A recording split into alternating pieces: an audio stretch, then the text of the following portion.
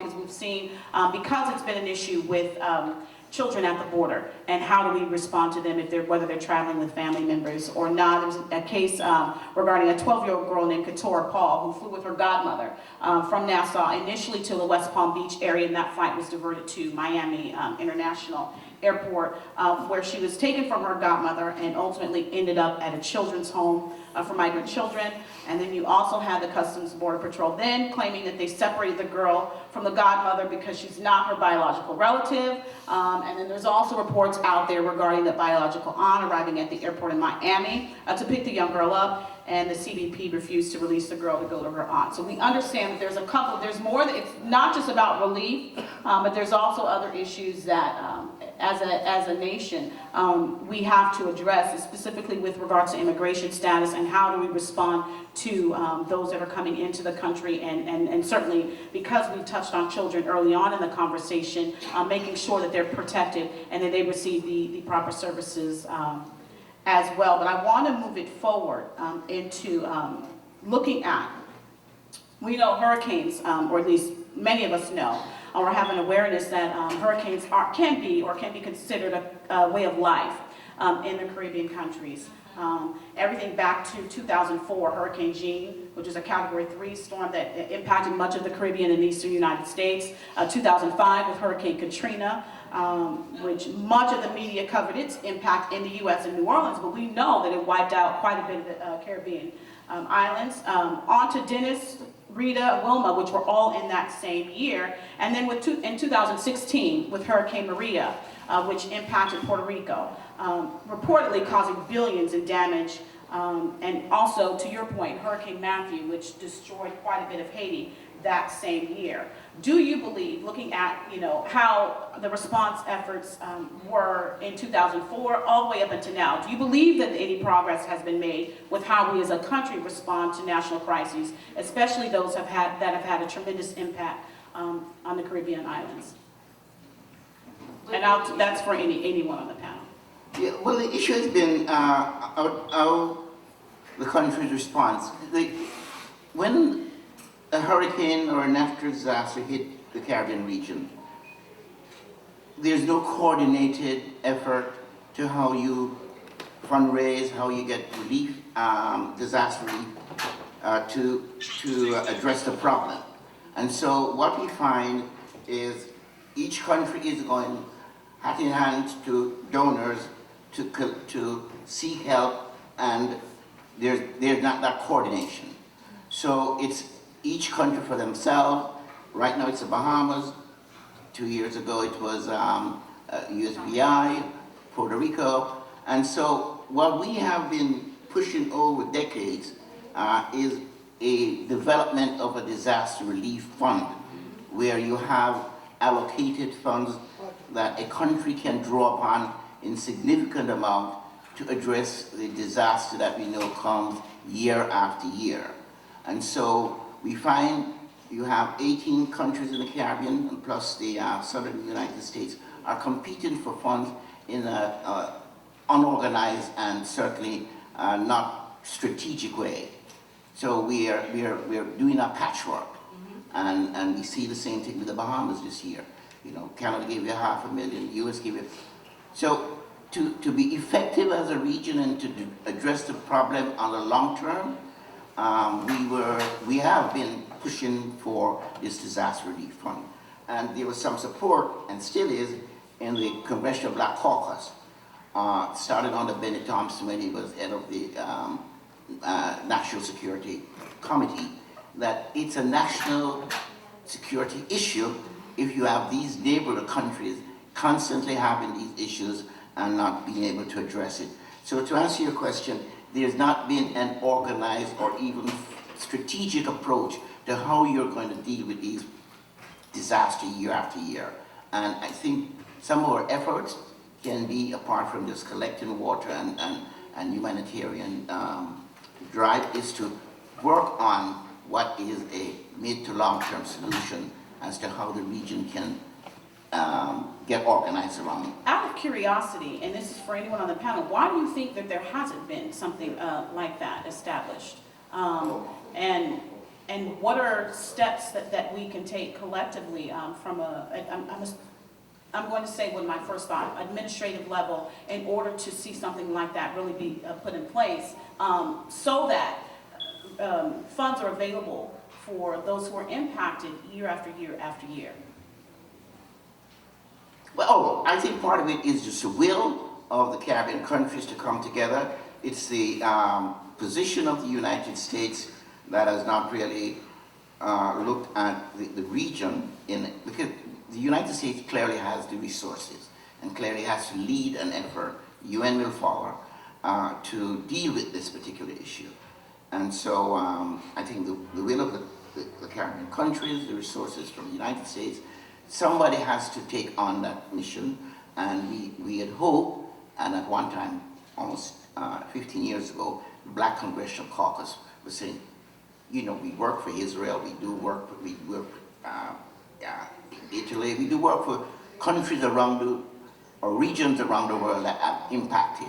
So we should be able to do work for our Caribbean neighbors, and we should be able to develop a plan, whatever you might want to call it, Marshall Plan or whatever, relief plan, that the same concept that applies to other regional efforts that are coordinated by the U.S.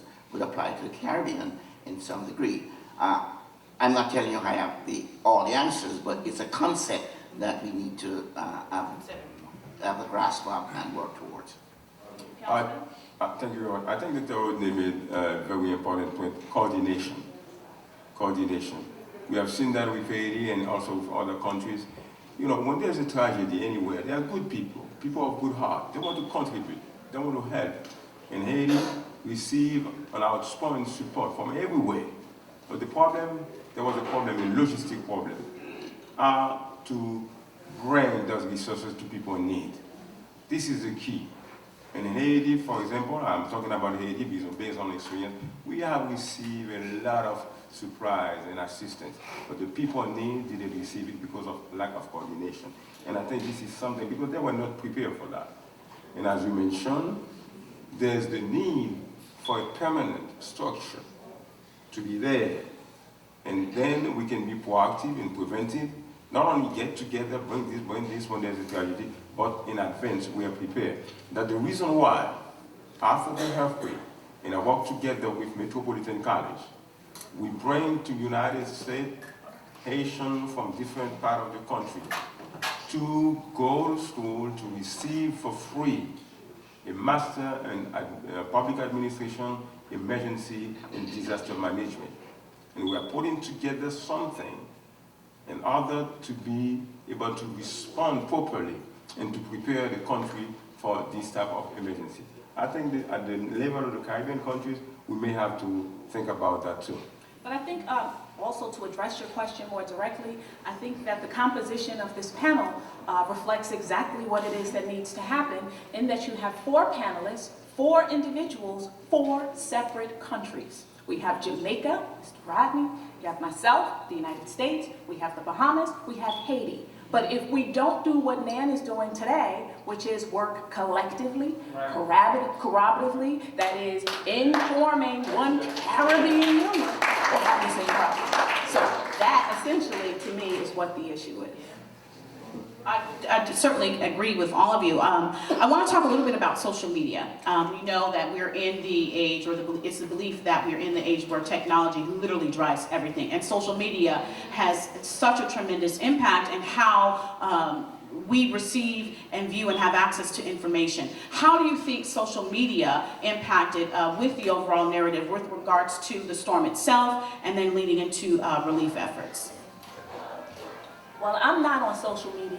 I don't tweet, I don't have Facebook, I have no social media as a judge. But I most certainly will say that technology is important, not just for spreading the word, that is getting information out to people, but it has several important roles, I think. Namely, again, going back to the fact that a number of people have lost physically the documents that they have, Well, guess what? If they were saved or stored electronically in the cloud, that may be the method by which people can now rebuild their lives. That includes, for instance, by way of technology, I currently sit in the family court, which is an e-court, meaning an electronic court. Documents can be accessed by way of court orders. Whether you're in another country, you can access those records electronically. So I think that using not just social media as a tool for just conversation, it can be used as a way of preserving the record, if you will. The integrity of documents, I think, is critically important, and that's the way that we should be using it. It's also a method by way of, you heard, people are without electricity. There's apps, or whether it's WhatsApp or other means of communication, just so that you can see and connect with a family member. One of the questions, Madam Moderator, that you had mentioned as well concerning the youth, could you imagine young people who do not know where their parents are or who are disconnected from their parents? Having the ability to connect with them electronically or with other family members is a way of reconnecting them. So I want to expand that question, social media, not just tweeting out pictures, but how can we use that again to effectively bridge families together? And tagging on to that, being on social media during the time, the way I saw that it was beneficial is that you had so many people who, whether they were stuck somewhere, they were able to put that out like, hey, I'm at this location, I'm here in this part of the island. You had missing people or people who were trying to locate family members and posting a picture. Have you seen this person? Have you seen that person? There were lists created with people putting their names on shelves because they didn't have personal access to social media themselves. But once their name was on that list, those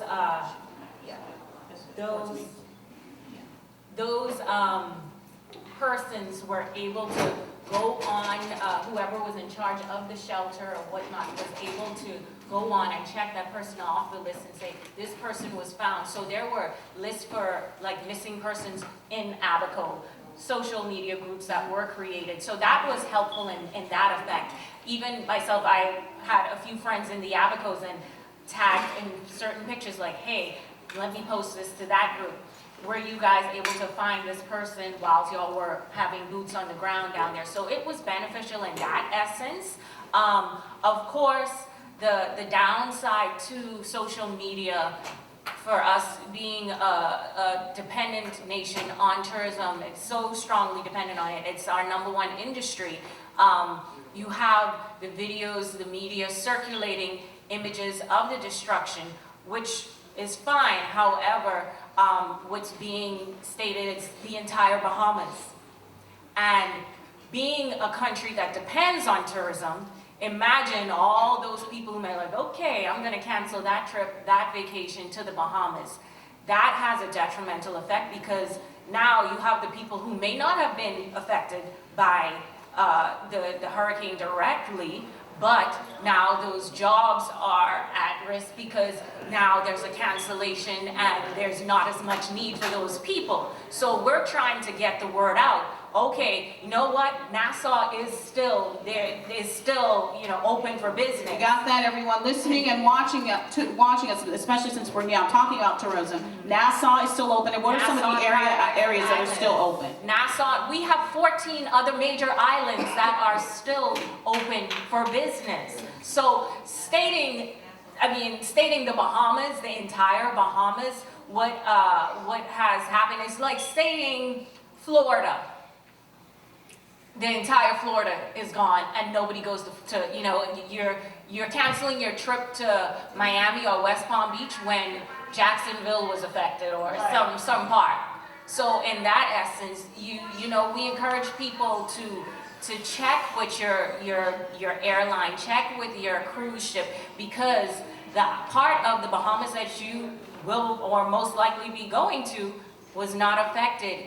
14 other islands, Eleuthera, the Exumas, Acklands, the Berry Islands, the Exumas, some of you may be familiar with the swimming pigs that everybody was taking those pictures with. Those islands are still open for business. Andros, you have Eleuthera and Harbor Island, you have Long Island, you have Crooked Island, you have Cat Island. All these other islands, they're still open for business. And we definitely need it more than ever, because you don't want people out of work or things to start to shut down because the media and social media is putting this image like the entire Bahamas is shut down. Right, and I to your, yeah, that does deserve a round of applause for that. Thank you for sharing. And to that point, I think that's part of the reason why I wanted to introduce that, because I've visited the island very often. And Your island, Bimini. Yes. Your place. Bimini. It's open, and I go every year at the top of the year. I also hit Haiti at least twice a year and do a lot of work there. But I feel like part of the challenge with social media, which you've indicated, is that it's very easy for a message to be introduced and then for it to consistently spread. So I thought it'd be important to dispel those rumors and make sure that people are aware that you can still visit the Bahamas. I would certainly encourage you to do your due diligence and research. Do not cancel your trips. It is absolutely beautiful, and I know that you'll have a fantastic time, but don't always take what you see in social media, and certainly the media as well, as being absolute Bible. But do your due diligence and look into the matter further and make sure that where you're traveling to, of course, is open for business, and never cancel. Shift the plans and make sure that you're able to support and to continue to stimulate the tourist economy there as well. But I want to shift it to the relief efforts, because we've talked quite a bit about the impact the disasters had on the people that's certainly there and here in the United States. Crystal, it was reported early on that the consulate office began accepting donations in order to ship directly to the Bahamas. What was the initial response like? How is that traffic now? And anyone after that point can speak to that with regards to overall donation efforts. What was the initial response like, and then where are efforts now, or how is the flow of the response traffic now? Part of the reason our Consul General wasn't able to make it this morning is because they had to go and take care of a shipment that's going down today. But the response has been tremendous. The amount of goods and items have been welcomed. They've been taking it. The consulate office location is 231 East 46th Street. And so they've been taking in all the items that were on the list. Those items may have been mentioned on bahamas.com/relief, or also on their Facebook page, just the Bahamas Consulate, New York. And it's been tremendous, literally to the point where they've had to, unload, and so that there's more space to restock. And then other places like in Pennsylvania, Philadelphia, it would be too much to list their exact locations. Right. But all of those places have been gathering their donations, and they have been bought down to here so that there's a shipment being able to get and take down. Also on, you have so many, all these GoFundMe pages popping up. Yeah. And we urge people, because unfortunately during a time like this, people take advantage. Yeah. Straight up, they do. Yeah. So we encourage you to go to the vetted sites. Go on bahamas.com/relief, and those organizations that are on there are vetted. And so we know, for sure, the money is going into the right hands. The Bahamas Consulate Office, they are also accepting donations where you can write out a check to the Bahamas Consulate Office, and it's going to those in need in the Bahamas. So that's what I would recommend, because none of us have money to just give out and to waste and just throw out there. So just be cautious, be aware to go to the proper sites, so that you know where your money is going. I would be remiss if I didn't take the time also to say to all my brothers and sisters from Bahamas that we are here for them, and my thought in prayers go to them. And we will, I appreciate what you said. The most important thing is for all of us to work together. together to make sure that we send the necessary relief and assistance to Bahamas. And like, as somebody who was born in Haiti, I feel compelled to be part of this movement, because I'm grateful to all of those people from everywhere who have, sent help to Haiti. I cannot speak on behalf of the Bahamas government. My role is only to participate and to offer my assistance. And I'm Well, has there been any efforts in your district that you can maybe Yes. touch about and tell the people how they can be a part of that if they're not already aware? Thank you for the question. I am not receiving money. I don't deal with money. I say that, when it was about Haiti, I don't deal with money. There are organizations who will be receiving money. What I'm doing, we are collecting items. They can go to my office, 900 Rogers Avenue, between Albemarle and Snyder. The phone number is 718-287-8762, 718-287-8762. We go based on what we receive from the Consulate General of Bahamas. That's what we are doing. And any other assistance that I can provide, I will be more than happy to work with you from Bahamas government to make sure that we succeed on that. And let me say that this is an effort that will take time. It will take time, it will take collaboration, it will take a lot of resources. It's not going to disappear in one time, and Bahamas is not going to be, go back on track in few days and few weeks. It will take a continued effort and effort to help Bahamas, overcome this very difficult moment. One thing that I want to say to conclude, we've got to think also about those people who were brought to the United States from Bahamas. They are here, they need assistance also. And those who went to my office, they didn't have any immigration paper. They don't have nothing, and they need everything also. At the same time, we got to work together to send relief to Bahamas, but we got to think about working together with elected officials, community leaders, to help those from Bahamas who came to United States also. And thank you very much. No, thank you. And Judge? I just wanted to say, I most certainly cannot support or endorse or solicit in any way as a judge, but most certainly what Ms. Bethel has said needs to be emphasized, and that is that you fully vet the integrity of the organizations or associations that you may be contributing to, whether it's by way of financial support or by way of goods. But putting that aside, most certainly there is one way that we can all help that has nothing to do with money, and I can attest that it most certainly is the most powerful way of helping any nation, and that is the power of prayer. So certainly we can all do that, and we can pray for the Bahamas. Absolutely, and I'm going to piggyback on that because I'm a PK, and we certainly believe in the power of prayer, but also want to encourage you all to get into action after praying, right? Because we know faith and prayer without works is dead, and so this is part of our reason for us to have this panel, and certainly we thank Reverend Sharpton for allowing us to do so, was certainly to inform the public with what happened, several weeks ago, what is currently happening now, and the direction that we're moving in, moving forward. And I know you wanted to share as well. Yes, to first, of course, thank Reverend Sharpton and the National Action Network for putting this together. It's important that our community become involved in a significant way.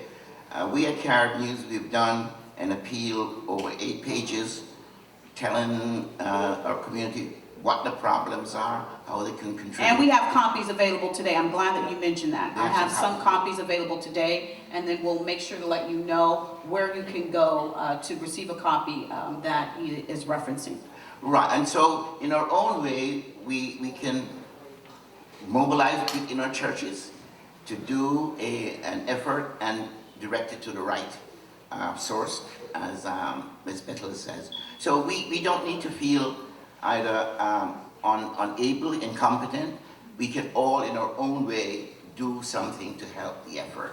And if we constantly do that, everyone in this room, it will grow and it will be impactful. I think we have to take responsibility for our own issues, and we need to be able to work together. Okay, well, yes, go right ahead. Really, really briefly, I would be remiss if, sitting here in the village of Harlem, I did not mention that here on 137th Street and Adam Clayton Powell Jr. Boulevard is the Bahamian American Association. It's a home 107 years old here in the village of Harlem. Yes, thank you. Thank you so much for sharing that. And thank you to all of our panelists today. Let's give them a round of applause. I want to make sure that everyone who's listening and who's watching are aware that please, before you begin donating to the relief efforts, you certainly vet the financial pages. And if you're looking for additional information, you can go to the consulate, the Bahamian Consulate website. And you can also call after Monday. We'll be working with our crisis director here, the Honorable William Allen, to make sure that we have at least some criteria in place and references for anyone who's desiring to become a part of the relief efforts or who wants to find out what can we do, how can we do it, and how can we be involved. We'll make sure to have that information available to you here at the House of Justice, located at 106 West 145th Street in the fantastically textured and colorful village of Harlem, or you can call us here at the House of Justice at 877-626-4651. Again, that telephone number is 877-626-4651. We'll make sure to have information available to you around Monday or Tuesday of the upcoming week. So thank you again to the panelists on behalf of the Reverend Al Sharpton and to our Saturday Action Rally family. Thank you for having us. You are so welcome, and we look forward to having you back, and certainly maybe in a couple of months to look at where are we now and what are steps that we can take moving forward. But let's make this an ongoing conversation. Thank you. And I'll go ahead and turn it over to the Honorable Attorney Michael Hardy. Let's give him a hand as he comes. Everybody sing. Everybody sing. Everybody sing.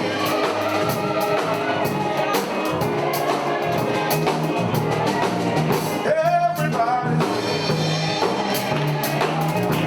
Everybody sing. Everybody sing.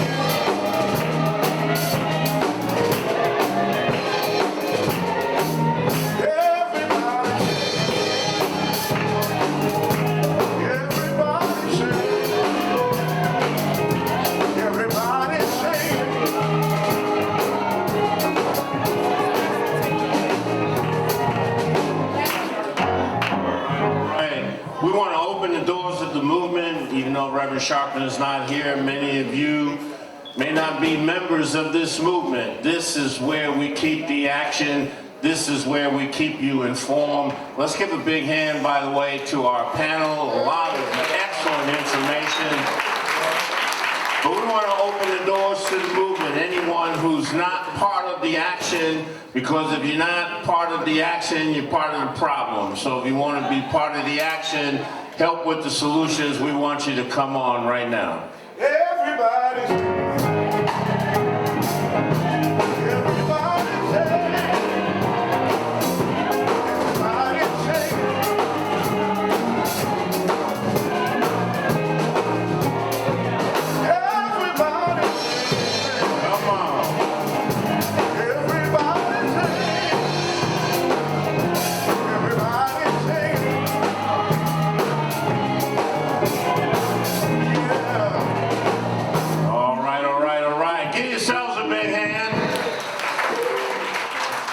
Once again, let's give a big hand to our panel, our moderator, Katrina Jefferson. They did a great job. And this is all right off our coast, and so we really do need to pay attention and do all of the things that we can to help those in need on the islands get back on their feet and get back involved. All right, as you know, Reverend Sharpton is in Washington, D.C. He's being honored this evening with a Lifetime Achievement Award, the Phoenix Award, from the Congressional Black Caucus. But as he starts thinking about